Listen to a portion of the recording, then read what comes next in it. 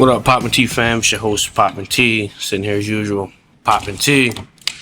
Some electrolytes in the bottle, man. Today's a great day, simply because we're getting closer to the football season. Ravens made a move not too long ago. T of the day, talk to me, man. Chidobe Awuzie coming in, playing cornerback 3. Did a stint in in Tennessee with the Titans. Originally played for Dallas and Cincinnati. He was a great corner with Cincinnati and Dallas. Struggled with injuries and a different scheme in Tennessee.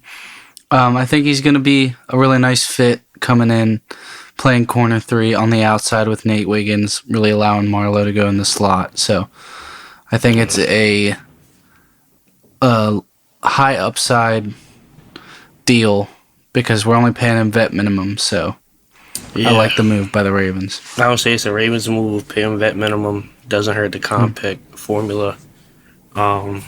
See what he can do. Hopefully he can't be worse than B. Steve. So we'll see. I think we're still drafting. He can be worse. Yeah, I think we still, maybe first 4 rounds, still get a corner. But I definitely expect him to start week 1. See if TJ Tampa gets some play time, anything like that. Yeah. But today, man, we want to do a mock draft. Like I said, we're getting closer to football every day that passes by. And we've been excited. We decided to do a full 32-team mock draft. And we'll sit here and kind of talk about our picks, why we did what we did. And we'll see what you guys think. Yeah, we're under a month away from the draft, and mock drafts are always super fun. We're kind of getting pretty clear on where some of these teams are going to pick and who they're going to pick, and we're excited about it. We're going to be going every 2 picks, so I'm going to make the first 2 picks, then TJ's going to make 3 and 4, so on. So I'm ready to dive into it if you are. Let's go, man. All right, pick 1. Tennessee is taking my boy out of the U, Cam Ward. I love this fit. I think that for the Titans having the worst passing offense in the league last year and having only Will Levis on the roster, I think they're telling the league that they're eyeing up Cam as the number 1 pick. Cam had his pro day the other day, looked amazing, and then had a second pro day with just the Titans staff. So I think that it's going to happen. I think Cam is a fantastic quarterback prospect, and I think that the Titans will be lucky to have them. And I'm excited to be going to Titans games next year and watching Cam play in person. Pick 2, I have Edge Abdul Carter out of Penn State going to the Cleveland Browns. I think that they could go Travis Hunter or Abdul Carter here, but I just love the fit of sticking Abdul Carter and Myles Garrett on the same D-line together. I don't. That's just disgusting. Yeah, I don't either. I don't like that idea at all. But one of them's going to get one-on-ones, and these 2 are plus pass rushers. I mean, Abdul Carter has some of the best bend I've ever seen, has all the moves in his tool belt. He's everything you want as an athlete, as a prospect, and I think that the Browns would love to add this player to their D-line. Yeah, I'm interested to see how that 1 and 2 goes. I'm still not 100% convinced that Cam Ward goes 1. I know that's the consensus, but after watching Abdul Carter play football the way he plays football, I think he's clearly the best player in this draft. I don't disagree with you. Titans said they wouldn't pass up on a generational player. No offense to Cam. I don't think they're referring to him. So we'll excuse me. We'll see what happens there. But I do like that 1 and 2. At 3, the New York Giants, after signing Jameis Winston and Russell Wilson, I just can't mock Shaduer there. So I had to go with Travis Hunter cornerback out of Colorado. I think it makes sense just because of the type of player he is, offensively and defensively. The Giants need help on both sides, and he's luckily the one guy in this draft class that can help you on both sides. So I think that'd be a very interesting fit there. Just him in New York. That just makes me smile thinking about either one of them in that New York media room, because you know prime time's going to be around. Number 4, New England Patriots. This is really where I wanted Travis Hunter originally, but now I have Will Campbell there. The Patriots need help on that O-line. We all know that. Campbell, one of the best left tackles in college these last couple of years. Shorter arms after being measured pro day combines, looking probably inside, but I think he could survive outside in the NFL, honestly. So I think plug and play guy for New England immediately, and definitely helps out Drake May after starting Stephon Diggs. I love both those picks. Travis, I don't know how they're going to decide to play him, but they could use a CB2 with the way that Deonte Banks has struggled. I know they just signed Paulson Adebo, but really filling out that secondary with Travis Hunter, and they could use a number 2. I know they wide receiver because they have Malik, but Darius Slayton, do you really view him as a 2, or is he more of a 3 or 4 kind of guy? So I think that's a great pick. New England, they need help all over that O-line, and Will Campbell is one of the most versatile offensive linemen in this class. Play guard, play tackle. I think that'd be a great pick for New England to really protect their franchise QB. Definitely. On to pick 5 with Jacksonville. This was a really tough decision for me because this team obviously needs blue chip players, and there's a lot of them still available at this point in the draft. I ended up going with Ted McMillan out of Arizona, pairing another big body wide receiver with Brian Thomas Jr., really displaying to the league like, all right, T-Law, this is your last chance. Like, we've given you weapons. We've given you solid defense. Like, let's go do this thing. I love Ted McMillan. I do too. Think it would be a shame if he dropped outside the top 10. But yeah, pairing up Brian Thomas and Ted McMillan, sign me up. Definitely. And then pick 6, Shaduer Sanders comes off the board.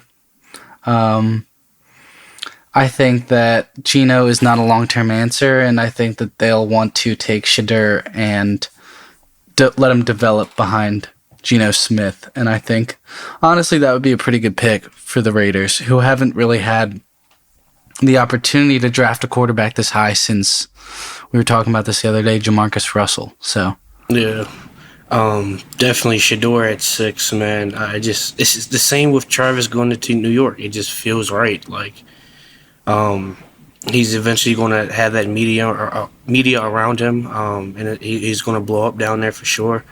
I think that year behind Geno and Pete Carroll, him being in the building, I think that'll be great for him, especially with Tom Brady being a owner in the company and that relationship they have. It just makes too much sense for Shaduer to fall past 6 if he's sitting there. Yeah. Going to 7, the New York Jets. I got. Hold on. Go ahead. I will say that the other player that I was considering for Jacksonville was Mason Graham out of Michigan, but I opted for Ted. Yeah, I would say, I think it's, like you said, Trevor Lawrence, just your time's about up, buddy. Mm-hmm. Got to figure this out. But back to 7, New York Jets, Tyler Warren out of Penn State. Arguably one of the best players in this class. Definitely. If we're not talking positional. Is a dude that can absolutely do it all. Can play tight end, can play X receiver, can play slot receiver, can play running back. It's crazy. Is leaving Penn State with over 2,000 scrimmage yards, 25 touchdowns, leads all tight ends in Penn State history, which is a feat in itself because of the guys they've had come out of there. Jeremy Ruckert is their starter. Let's get Justin Fields some help. And let's bring in Tyler Warren. And if they're really leaning into that run game with Fields, Warren's a plus blocker as well. Definitely. Just makes too much sense. Going to 8, Carolina. I'm taking your guy that you wanted for Jacksonville, Mason Graham. You just can't pass on a talent like this at 8 if you're Carolina. The dude is a freak athlete. Straight with his hands, explosive, plays well through double teams, man. Just very impressive on film. Put him next to what's his name, Derek Brown, coming back this upcoming season. The defense struggled last year, so I think comparing them to in the middle is definitely going to help turn things around. Yeah, that's a disgusting interior. Mason Graham, Derek Brown. Yeah.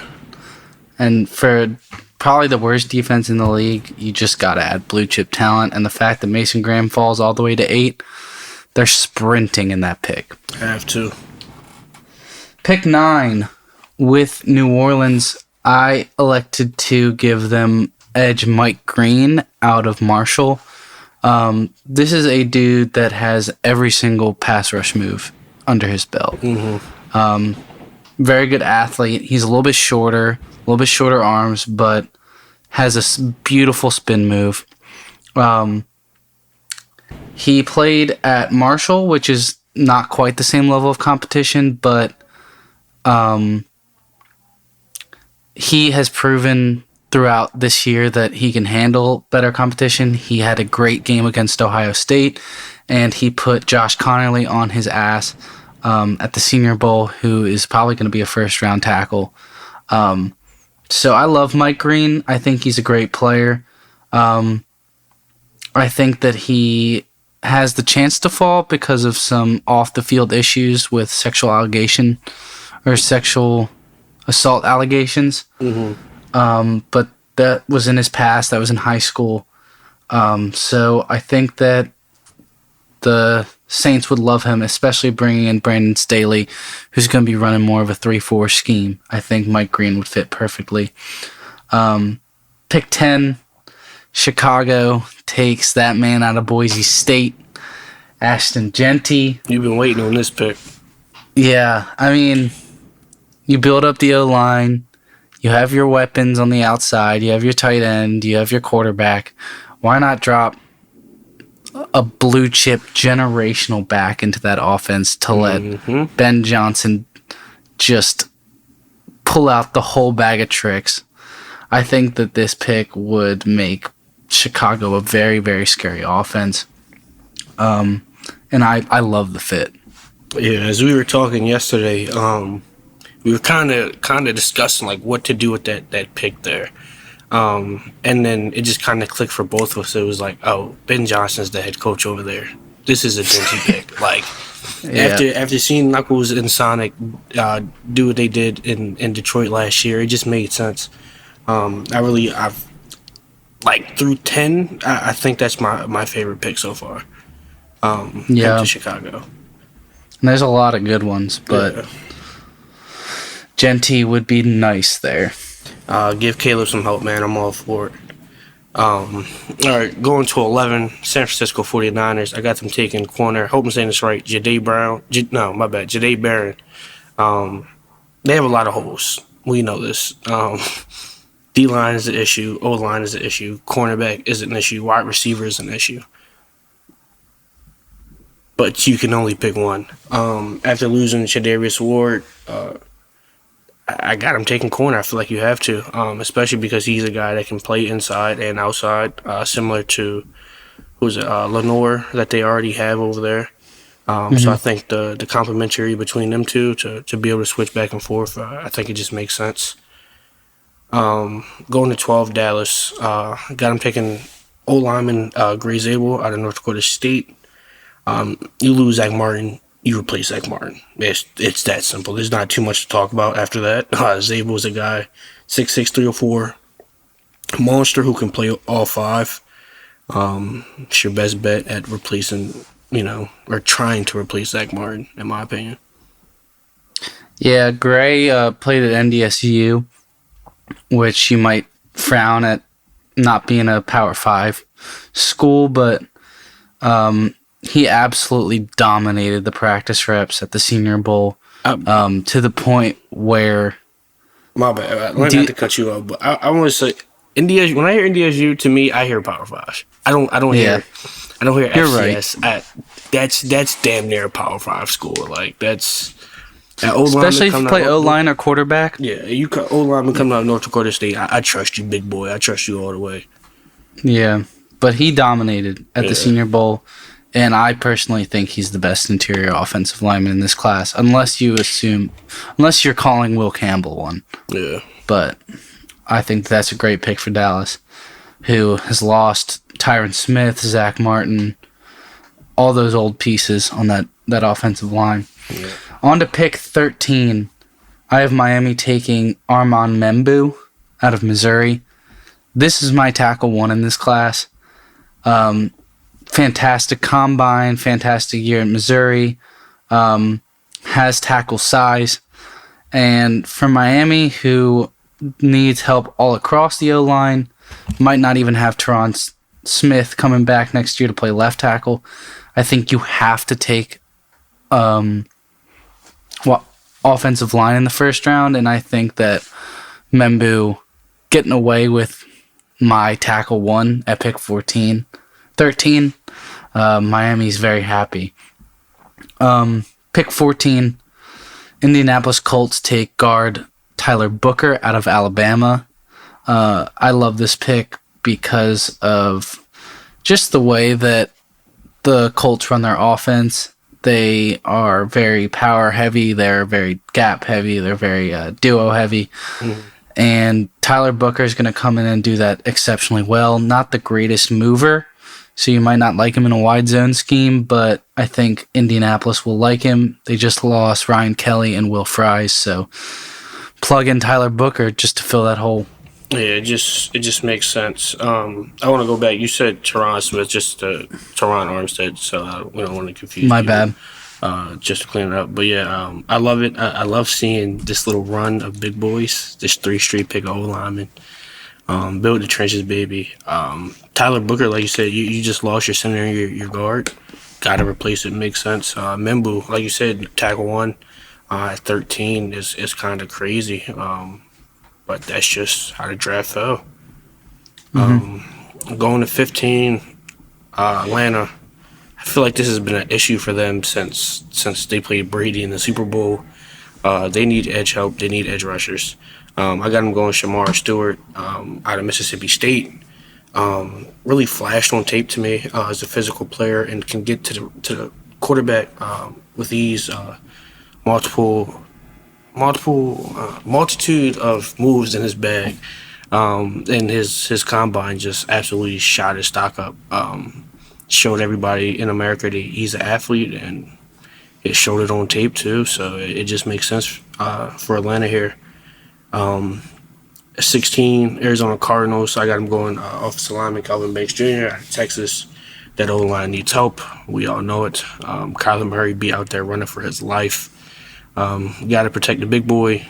You got your wide receiver in Marv last year, but I always think back to that. That Joe Burrow and like Justin Herbert, me and Nate like to use for like Penny School. Mm-hmm. That's what it feels like for me. So you got your wide receiver, go get your O-line and protect your quarterback, and see if we can start winning some games over there in Arizona. Yeah, I love pairing up Kelvin Banks with Paris Johnson.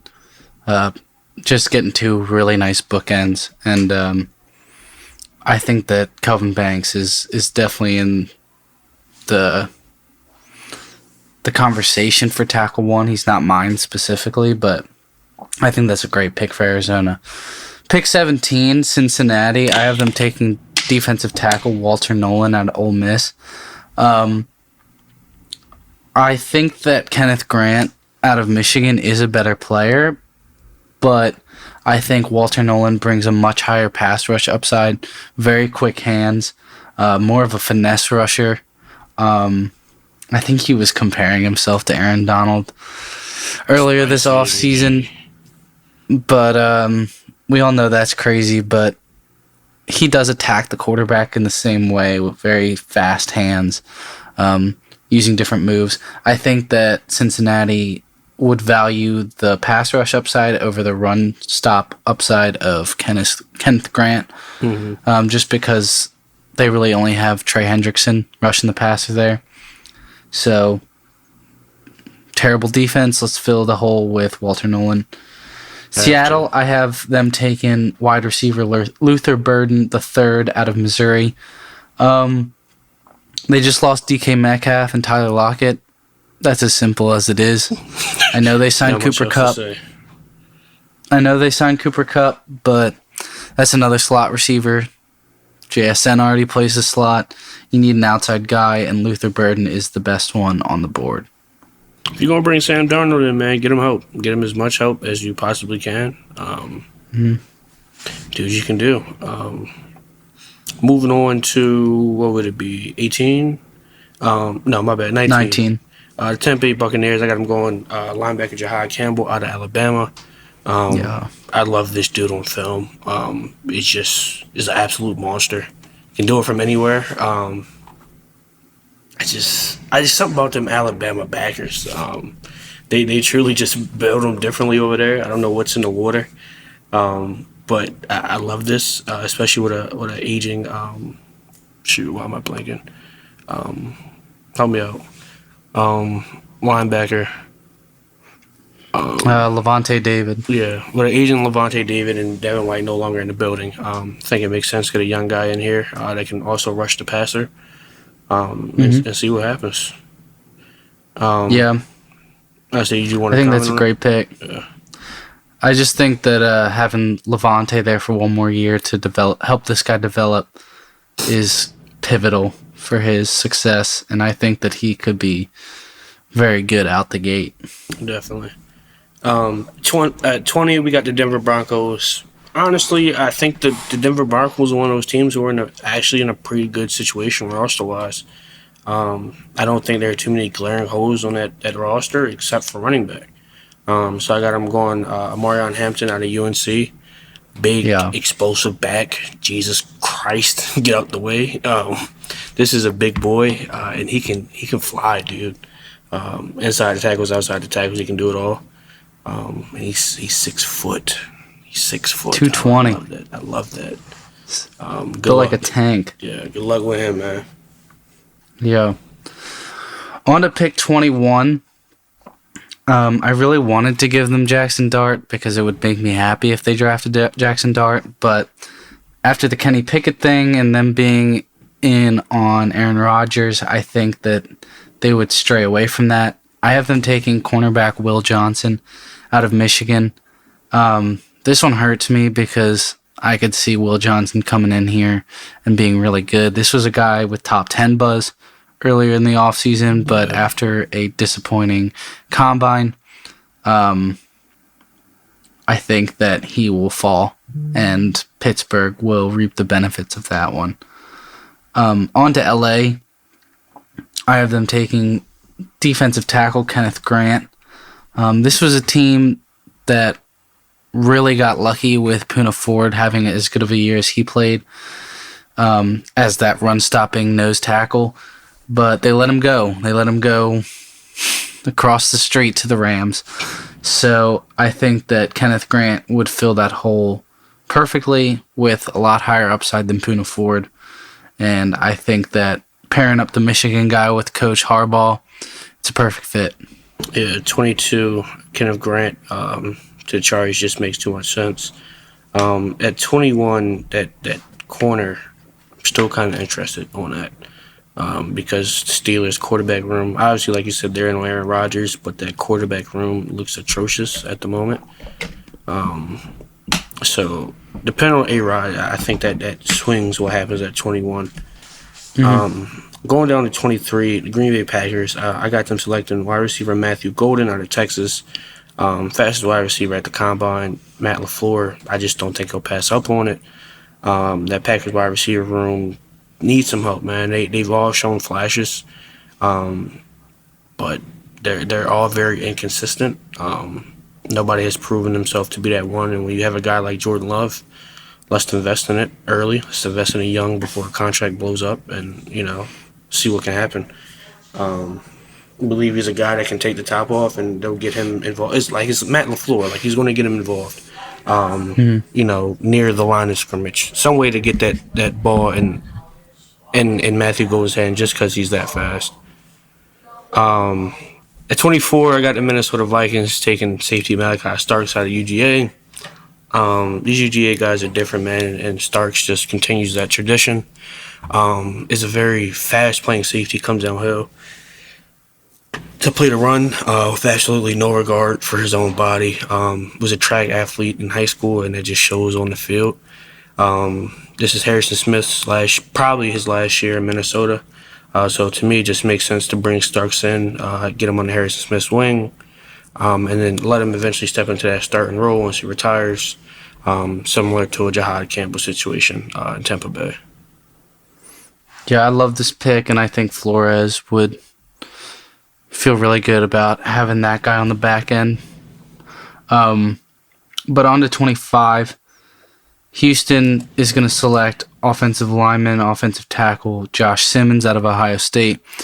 I think that it's probably pretty likely that the Texans would get aggressive to trade up and grab someone they like after losing Laramie Tunsil. Yeah. But they get lucky here and Josh Simmons falls to them. I think he's the last of the true round one talent tackles that I have. And I think that he would come in and fill the hole at left tackle. It wouldn't be Laramie Tunsil, but I think that having a young guy there that can develop with CJ coming from Ohio State as well, I think that's a good pick for them. Definitely. And then on to the Rams. This is my crazy pick of the draft. I had the Dolphins selecting Bo Nix last year. I have the Rams selecting QB Jackson Dart this year out of Ole Miss. Stafford's an old guy. I think they only gave him a 1-year deal. Why not have someone that's going to develop behind Matthew Stafford and potentially be your QB of the future? Yeah. So I'll start with Josh Simmons at Ohio for the Houston Texans. O-lineman and quarterback are like those two positions where I feel like it's the most important to try to build around when they're young. Because when you got to pay them motherfuckers, good God. And that's kind of what happened to Houston. That's why Laramie Tunsil had to go. Stroud had to get paid. Stingley had to get paid. Will Anderson Jr. And Daniel Hunter. There were just a lot of guys who had to get paid. So that happens in football. Sometimes you got to move on. And like you said, another guy from Ohio State on his young rookie contract next to C.J. Stroud on his rookie contract, man. I love that. Jackson Dart, I like this a lot more than I liked Bo Nix last year. It's the age for me with Matthew Stafford. He's on the way out. So if you can get a guy like Jackson Dart in and get him in a room with Sean McVay and Matthew Stafford, I love that for his potential career, man. I think that can mean a lot for him going down the road. You gotta give me some props for. Yes, I'll give you that. I'll give you that. I was a fan of Knicks. I'm an Oregon boy, but for Miami, I didn't know about that. But I'll give it to you, man. That's on me. 27, I got our boys. I got the Baltimore Ravens. For me, this was a lot harder pick than it was for Poppy yesterday when we were talking. But I got the Ravens taking edge James Pierce out of Tennessee. It was just between Pierce and Emma Warry. And it's just all right, you see the film, Pierce is great, yes. And then you see the 40, and it's just ooh, how could you pass up on that? But we did that with Odafe, not necessarily the stats production, but with the 40, and it took a while for it to pan out. But I wouldn't be surprised if the Ravens take another athletic edge. I think Pierce has great upside. A little character concerns, which is kind of a question mark. We'll see how the Ravens feel about that. But we need an edge rusher. James Pierce is there, man. Turn the car and get it done. 28, the Detroit Lions. I got them taking offensive lineman Donovan Jackson out of Ohio State. You lose Kevin Zeiler, you replace Kevin Zeiler. Simple formula. I think he's one of the better interior guys in this draft class. Big boy can move. I love him in Detroit because with Gibbs, they run a lot of outside zone, a lot of tosses, a lot of pulls. Get you an athletic guard in there that can move with him and reap the benefits. Like both of those picks. I like the James Pierce pick because I think that he's just a more polished version of what we got with Dafe. And the fact that he falls this far, I think, is something that the Ravens would not skip out on. Pick 29, we got Washington taking edge Donovan Ezeraku out of Boston College. Washington needs help on defense. Why not plug in Ezeraku? Ezeraku is a great pass rusher. Maybe not the best athlete in the world, but I think that this dude has the best pass rush plan of any edge rusher in this class. Like, really setting up a tackle so that if you watch him, like, he's like setting them up so that when those pivotal moments come, the move he wants to hit is there. And I think that he's very calculated in the way he rushes the passer, which is a very rare trait to have coming out of the draft. I think that that's something you can develop as your career goes on, but for someone to be that polished coming out is crazy. And then I have Buffalo selecting edge Mykel Williams out of Georgia. I'm not super high on Mykel. I think that he lacks a lot of polish in his pass rushing, but he is a plus run defender. He's a great athlete. He reminds me a lot of Trayvon Walker. And honestly, he reminds me a lot of Greg Rousseau. These are plus athletes, great run defenders, could use some work in their pass rushing department. And I think that Mykel Williams would slot in great next to Rousseau. I think Rousseau would be a great mentor to him. And I think he would be a great number 2 edge for Buffalo.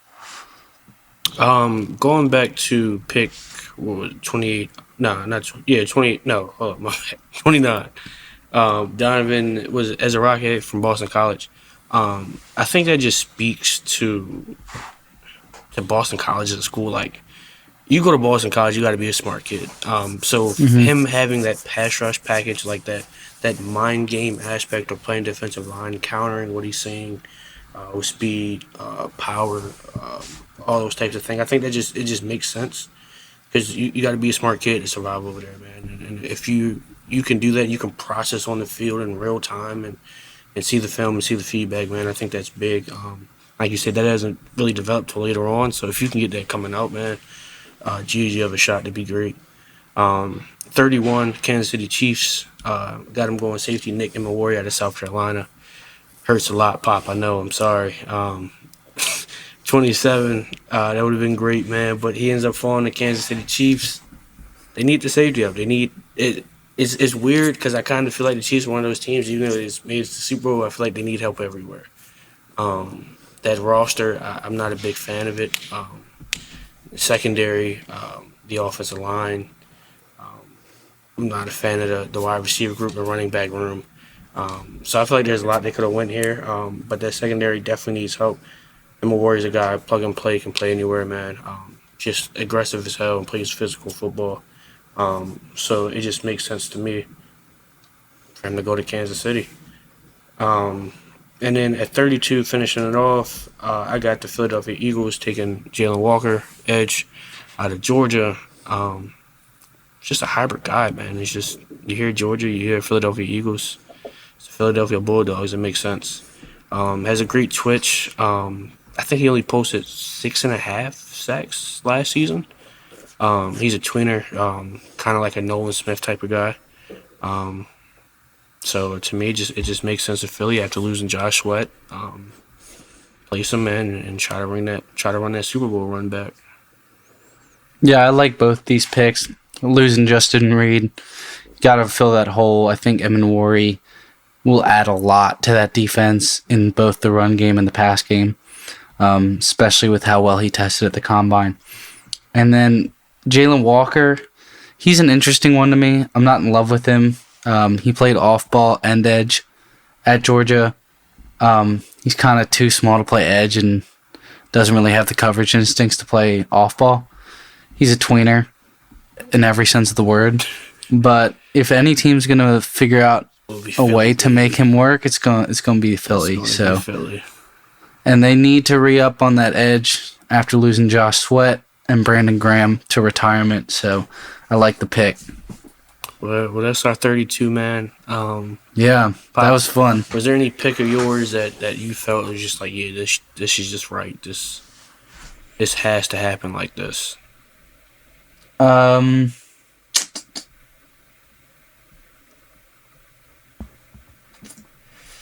I like the Kenneth Grant pick a lot. Okay. I like the Genty pick a lot. Yeah, I would agree. I think the Genty pick is probably my favorite. Who's your dark horse already for defensive player of the year based on not defensive player of the year but rookie of the year offensively and defensively based on where guys fell? Um, I think my dark horse for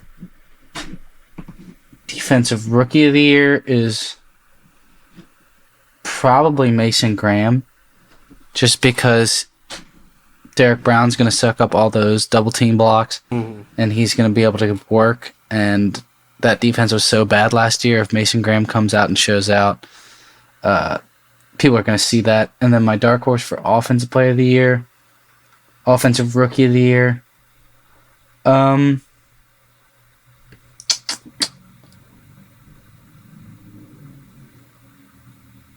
Cam Ward. Can't be mad at that. Can't be mad at that.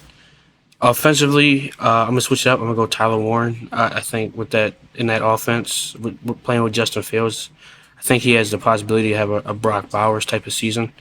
And I think Cam Ward honestly just might struggle in Tennessee. I don't think the first year will be good. There's just a lot going on over there, and I don't know if he's gonna have it. But defensively, I don't know, man. I think I had to go with Nick Emery for the Kansas City Chiefs. I think he's just going to have that national spotlight on him. I think he can come in and have a Kyle Hamilton type impact for that team. I think he's a really good football player, man, and anything is possible with that guy when you're that big and that fast playing defense.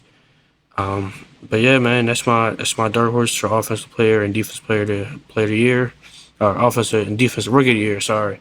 Yeah, that was our mock drive, man. It was a great episode. It was great being with y'all. Check back in. We'll keep getting content out to you guys as soon as possible. Appreciate y'all listening, man.